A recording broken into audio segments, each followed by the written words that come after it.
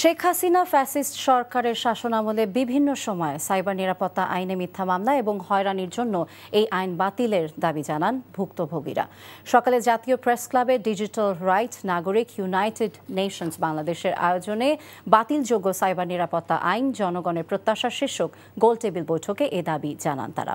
ভুক্তভোগীরা অভিযোগ করেন, শুধু ভুক্তভোগী নয়, তার পরিবারের সদস্যদেরও নানাভাবে হয়রানি করা হয়েছিল।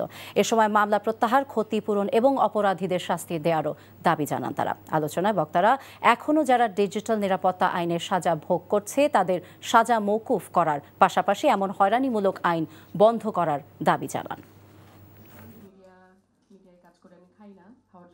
অনতিবিলম্বে এই আইনের আওতায় যারা কারাবন্দী আছে তাদের মুক্তি হোক, যাদের নামে মামলা আছে তারা সেই মামলাগুলো প্রত্যাহার হোক। আওয়ামী লীগের প্রতিটি অঙ্গ সংগঠন প্রতিদিন আমার বিরুদ্ধে বিক্ষোভ মিছিল, আমার ফাঁসির দাবি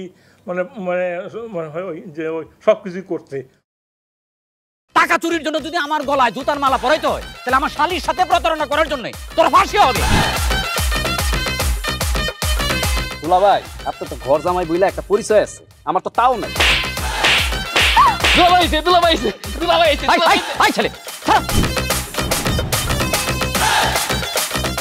রাজনৈতিক ফ্যামিলির মেয়ে হয়ে ওই কাজ করবে।